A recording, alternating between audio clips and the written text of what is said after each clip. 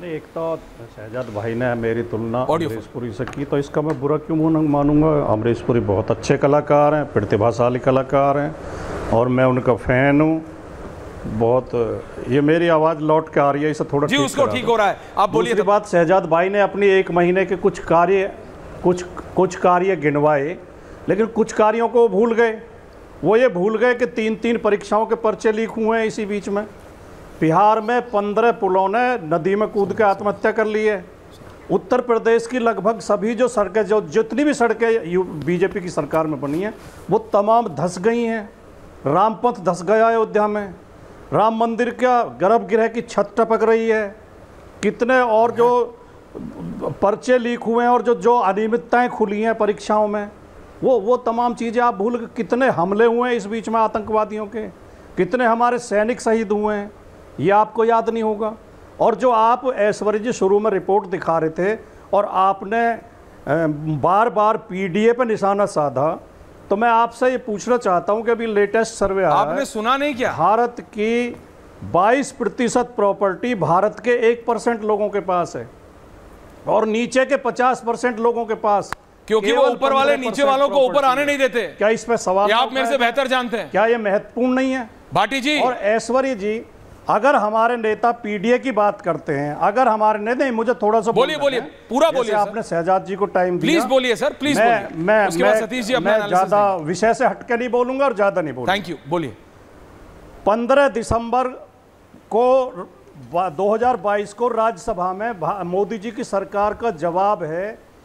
प्रश्न पूछा गया था कि ओबीसी एससी एसटी कोटे की कितनी सीटें खाली हैं सरकारी नौकरियों में।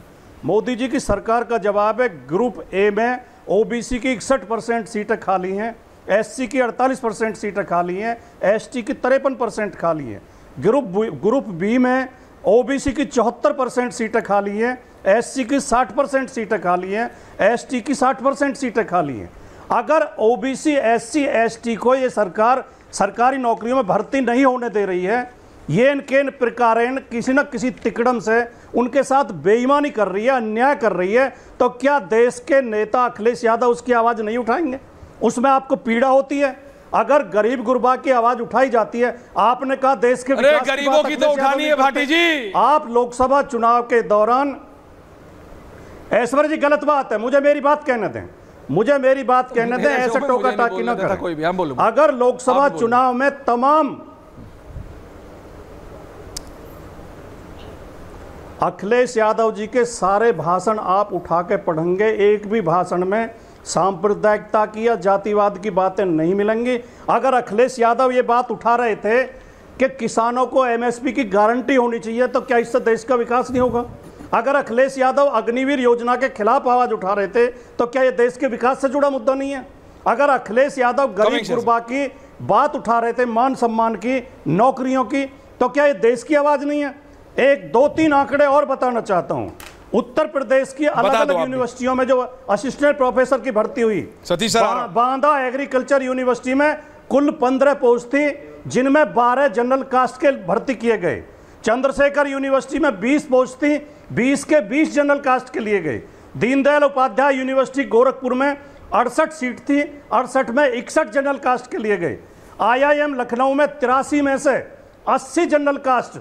क्या ये अन्याय नहीं है? क्या ओबीसी एससी एसटी जिसे हम पीडीए कहते हैं, क्या वो देश के नागरिक नहीं है? ओके, आपने बोल लिया, अधिकार नहीं है? अब मैं बोलूं, नौकरियों में जगह नहीं मिलनी चाहिए? बिल्कुल मिलनी चाहिए, स्कूल कॉलेजों में। और अगर मैं सिर्फ एक सवाल और पूछूं आपके होती है, अगर मैं सिर्फ एक सवाल और पूछूं आपसे उसमें, और फिर सतीश जी एनालिसिस दे रहे हैं अपना, भाटिया जी मैं आ रहा हूं, अजय वर्मा जी मैं आ रहा हूं, लेकिन आप ये बता दीजिए उनकी क्या गलती है? मुसलमान महिलाओं को तलाक के बाद भत्ता नहीं मिलना चाहिए भाटी जी, क्यों नहीं पूछा आपने all India Muslim personal law board से? क्यों नहीं पूछा अखिलेश यादव जी ने?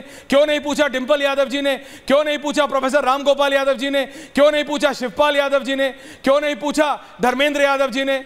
ओ सॉरी, ये तो सारे एक ही परिवार के नेता हो गए, but that's what it is, that's what the reality is. जैसे आपने कहा ना, नहीं अभी आऊंगा भाटी जी, मैंने शहजाद को भी रोका कि 1% भारतीयों के पास, सतीश जी यही कहा भाटी जी ने कि 90% है या कितनी परसेंट धन है, वैसे ही 1 2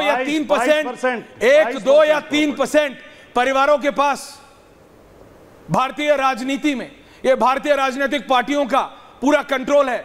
भाटी जी, दैट्स द रियलिटी। सेम है, जैसे वो अमीर नीचे वालों को ऊपर नहीं आने देते, वैसे वो परिवार वाले दूसरे परिवार या आम को नेता नहीं बनने देते। That's a fact. और इसीलिए मैं कह रहा हूं, जनता कुछ और मांग रही है और नेता कुछ और बात कर रहे हैं। सतीश कैसे? Shahzad, I will come back to you after Satish ji. After Satish ji, thank you.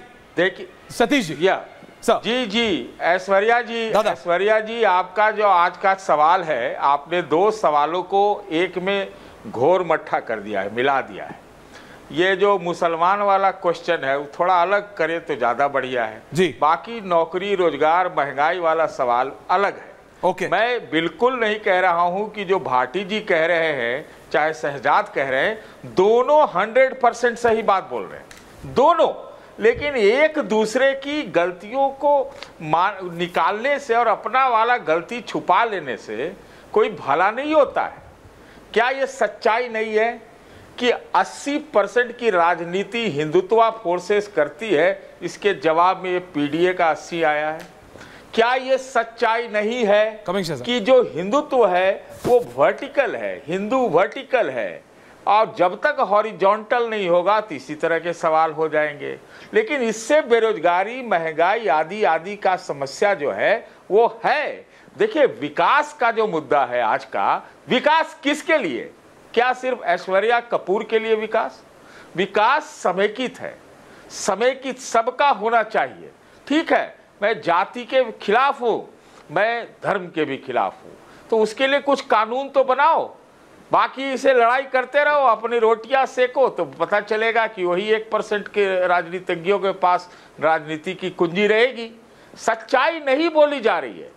सच्चाई ये है कि ये कुर्सीकरण में एक दूसरे का खामी निकाल करके, अपनी बड़ाई करके उससे वो अपना रोटी सेकते हैं। ऐसे नहीं है। देखिए, अभी जुड़वा रहे थे शहजाद जी कि मकान बनाए जाएंगे 3-4 करोड़, 3.5 करोड़ आगे अब यह हो जाएगा। लेकिन उसके साथ बहुत सारे और फैक्टर है ना जो इनको हम गिना सकते हैं। इसी तरह से अभी ठीक बोला किसी ने कि भाई अभी समाजवादियों का जुटान तो अभी बंबई में हो गया, तो कहने की बात और कुछ, दिखाने की बात और, करने की कुछ और। मतलब ये जो विरोधाभास है उसके चलते जनता पिस रही है। जनता पिस रही। Shehzad, quick counter. भाटिया जी, अजय वर्मा जी आ रहा हूं। Thank you. नवल किशोर जी आ रहा हूं। आरजेडी की प्रवक्ता भी जुड़ गए जी। Shehzad ji, quick counter. मेरा भाटी जी के प्रति स्नेह और सम्मान आज ज़्यादा बढ़ गया डिबेट शो में, क्योंकि उन्होंने यहाँ पर बैठे बैठे अखिलेश जी को ही एक बहुत ही महत्वपूर्ण संदेश दिया। उन्होंने कहा 1% के पास 22% दौलत है और अखिलेश जी आप वहीं घर पे चले गए। और ये देखो, योगी बाबा जिसको आप क्या क्या गालियां बकते हैं, वो योगी बाबा गरीबों के साथ है। तो गरीब गुरबा के साथ कौन है और लाल टोपी हटाकर वो 1% के साथ कौन खड़ा है, ये भाटी जी ने ईमानदारी से स्वीकारा। इसलिए मैं हमेशा कहता हूँ भाटी जी बहुत नैतिक तौर पे मेरे प्रिय व्यक्ति हैं और मैं उनको बहुत सम्मान करता हूँ। दूसरी बात, उन्होंने एमएसपी का भी शब्द कहा। हालांकि उन्होंने अपनी सरकारों में जो हो रहा है उसके बारे में कुछ नहीं कहा। ये इंडिया अलायंस है, इनकी भी कई सरकार है। मैंने अपनी सरकार का गिनाया, अपनी सरकार का गिनाते, एक को नहीं गिनाया, हमारी केवल कहानियां गिनाई। परंतु मैं भाटी जी के सामने नतमस्तक होकर पूछना चाहता हूं, भाटी जी, पंजाब में आम आदमी पार्टी की सरकार है, 2022 में मूंग खरीद लेंगे एमएसपी पर यह वादा किया। 2024 आया तो 99% एमएसपी के नीचे प्राइवेट सेक्टर ने खरीदा। सरकार ने 1 रुपए का मूंग नहीं खरीदा। जो सेंट्रल रेट था उससे 700 रुपए में कम बिका मूंग। जरा जवाब दीजिए। तेलंगाना में एक किसान ने आत्महत्या कर दी, जरा जवाब दीजिए। और सतीश जी की आखिरी बात पे एक जवाब देना चाहता हूं छोटे में। सतीश जी, देखिए, मैं तो आपके सामने गिलहरी हूं, आप तो एक भीष्म पितामह हैं पत्रकारिता के, पर ईमानदारी से दिल पर हाथ रखकर बोलिए। आज मैंने एक अनोखा प्रयास किया कि मैंने अपनी सरकार की जो भी छोटी बड़ी उपलब्धि है वो गिनाया। भाटी जी भी सत्ता में 7-8 स्टेट में, परंतु भाटी जी ने एक नहीं गिनाया कि हमारी सरकार में ये क्यों हुआ, ये क्यों नहीं हुआ। इसी को कहते हैं कि जवाबदेही कुछ नहीं देना है। 65 दलित मारे गए, संविधान बचाओ नहीं आया।